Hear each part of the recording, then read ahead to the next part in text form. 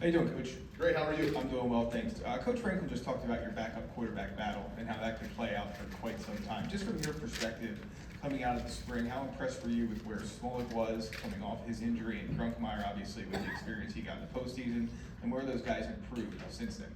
Well, impressed with both of them where they were, how they left spring, and then going into through the summer, because there's a lot of development that does occur in the summer. So those guys did what you look for. And actually, I talked to the offense about this, and this really applies to everybody, not just those two positions. But nowadays, fall camp is a continuation of everything that we did in spring through summer and into fall camp. But before, when there was no ball that you could use in the summer, there was very limited time with the players. There's still limited time, but it was like you had to start over. You had to really reevaluate where everyone's at. Now we haven't had that, so I've been able to see those guys make incremental strides throughout spring and summer. And sometimes when you are in it all the time, those incremental strides and improvements, they're not as noticeable until you start going against the defense. I think both those guys have done a great job. Their grasp and understanding what we're doing offensively specifically is higher for sure than when the year 2025 started. And it's very evident with their approach to preparation, meetings, how they handle the huddle, all those things. It's very, very evident. So looking forward to that battle continuing. I think this program is all about competition, and when you have competition in quarterback room, I think that's awesome for the whole organization. In the middle here, Max. Andy, how's it going? Great. James has talked a little bit about the offensive line, a couple of position battles there. Does the anticipated depth at that spot, whether it's 8 or 9 guys, does that change at all what you can do schematically, whether it's 6-man sets, whether it's moving Vang out like you did last year, or more of that kind of stuff? Well, it probably gives you more comfort to do some of those things and add them when you have the depth. I think really it's just maybe more about comfort, right? In the sense that you feel good about it. And so honestly, the challenge, and it's a great challenge to have, is to make sure that you're evaluating all those guys. And it's not too much musical chairs, and there's that's the most important group in the football team, in that those guys have to play together. And if you're trying all these different algorithms to figure out who's going to play, all of a sudden you find out that you haven't worked any. But the fact that we have maturity in that group, right, and you have some guys who are younger that we're excited about or newer to the team, getting reps, the way that they've showed and demonstrated already what they can do throughout spring, summer, and fall camp, it just gives you a ton of comfort. Coach Troutline, Coach Weiser have done a great job with those guys in developing them, and they get what we want to do. But yes, when you feel like you have 8, 9 guys that can play, you've heard me say it before. I don't like, we'll do whatever it takes to move the football and score. If it's 10 linemen on the field, we'll do it. You know what I mean? And so when you have depth at that position, you have the depth at the skill positions, really your imagination becomes the limitation that you have. As long as you're not overextending individuals and asking them to do things that they're not trained to do. Rich? Andy, how different is the dynamic, or are the dynamics on offense with Pena, Ross, and Hudson compared to last year? I don't know if there's, to speak to the difference of a dynamic. I think what I would talk about is that those individuals specifically have been fantastic teammates. And you have dynamic issues, as you're referencing, as a team, when you have guys who immediately start acting selfish and start to do selfish things. And those guys haven't at all, and they've been nothing but a great part of our program. And so the dynamics have been awesome because they're awesome, right, as people. And they work hard, they grind, they have been leaders in their own right. And as you know and can imagine, when you're newer, it's harder to be a leader. Someone who's been in our program for a long time, like Nick Dawkins and Drew Allard. But those two, all those guys, were leaders on their team before they left there, right? And now they're here in our program. So it's been awesome, and because they're awesome people. But it's also been great because they've added competition to the room, and they've added competition amongst each other. They've added competition to the other receivers who they might be younger, and they see it. And those guys have done a really good job of demonstrating things by example. Over here on the right, Tyler. Andy, how are you? Great. What want to ask about the tight end room. I know James said people aren't talking enough about Khalil Dinkins, but I wanted to go to Andrew Rappier because we just really haven't had a chance to talk about him, period, because of his absence. What does it look like with him getting back onto the field this camp and thus far? And what have you seen over the past 7-8 months that we haven't that give you confidence he's going to be able to contribute this year? Well, I would tell you the first thing you can see with him is that just a willingness to want to inject himself to get better.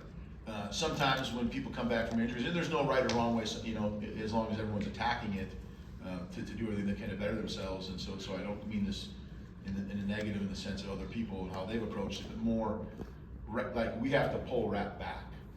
Like we have to kind of grab him and say, okay, you don't need to take this rep. You know what I mean? Like he wants to just keep jumping in front of the line and getting more reps, which I appreciate.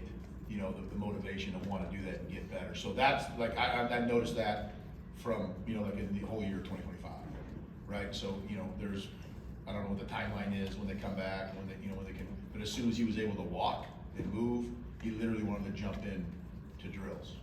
You know what I mean? And so you see the motivation from him to want to come back, which gives me a ton of promise that he will come back, right?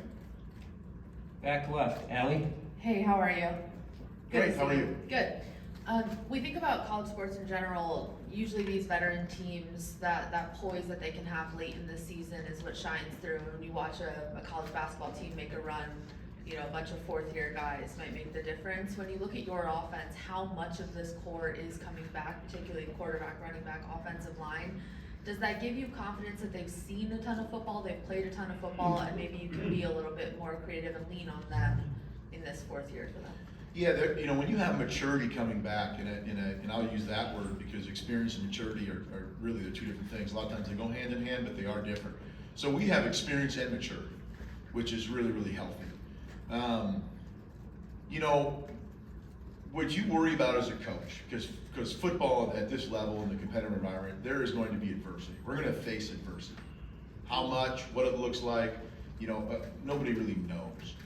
But the fact that we have been able to observe our guys and they've responded the right way to adversity, there's no surprises, right? And they can show by example what responding to some sort of challenge looks like, okay? So the fact that we have that, and then you build that into the younger guys, the newer guys that we need to develop and grow. And then you build into the, you know, I'm gonna use the word comfortable, even though this program really is all about making people uncomfortable. They're very comfortable with what we're doing. They know what practices are gonna be like. They know what the install is now. You know what I mean? They're not surprised. And so really, and we just talked about this as a staff the other day, is we gotta make sure we do enough to keep those guys mentally stimulated, right? Maybe it's more situation work, maybe it's curveballs into practice or whatever it is, to make sure that those guys are feeling adversity. They're feeling, you know, new stimulus that they have to respond and react to, and allowing them to get better. And coach, I'll say this because it matters. As a coach and a teacher, one of the easy things to do is want to always coach your young guys first, because typically that's kind of the low-hanging fruit because the things that you teach them are so superficial. But to coach a guy like Drew Aller and Nick Dawkins and the receivers that are seniors and Dink, you know, who was brought up early, like those guys have played a lot of football. Like for us as coaches and teachers to develop them, we got to find other ways to challenge them and grow. And it's actually been really fun and rewarding as coaches to be able to do that, the things that we can do with that. We got time for one more. Audrey. Hey Andy, how are you? Great, how are you? I'm good, thank you. Wanted to ask about Drew Aller and what do you think are maybe some of the next steps you want to see him take this year, and where are maybe those areas for biggest growth? Well, you know, it's just we're in it now, so it's kind of hard to sit there and say, well, this is what you have to do from last year because that's over now. But you know, we've challenged, you know, really since the moment I got here about the ability to move and extend plays with your legs and the mobility. And I think I said this in the spring, I'll say now, I mean, he's moving awesome. You know what I mean? He's really, I was teasing the other day, he was wearing sweatpants in practice. I told him, I said, dude, you got to wear shorts, man. You got great hamstrings now. You know what I mean? Like, show those things off. You know, and he laughs, of course, but I was being serious. Yeah, but like, so that, you know, the way he can move and handle that, like he's so comfortable with all the things that we're doing, and it's more about like communicating with him and collaborating with him than it is necessarily just coaching him. Like when I was referencing before about what are you gonna do to get their best guys better, and a player like him who's so smart, who's cerebral, and he's gonna work so hard and prepare so hard, like how do you collaborate with him and challenge and get him to maybe critically reflect on certain things, like for example this summer, we were talking, he's like, "Have you ever thought about this kind of route?" And I thought, yeah, I've coached that before, and here's why we really don't do that. You know what I mean? For him to see and understand and kind of grasp where, especially as an offense, it's really easy to just grab a bunch of plays and do them, but you can't do that because you can't train yourself and all those things, right? So to have those mature conversations about what we do, why we do it, what you saw, why he made the decision he did, is really what's going to help elevate him. You know what I mean? Like he's at the point now in his career here with Coach Franklin and being at Penn State. Like he has some autonomy, meaning like he doesn't need to be told what to do and think, right? Like he needs to be involved in the thinking process, and it has very, very much been. Thanks, Andy. All right, everyone, thank you.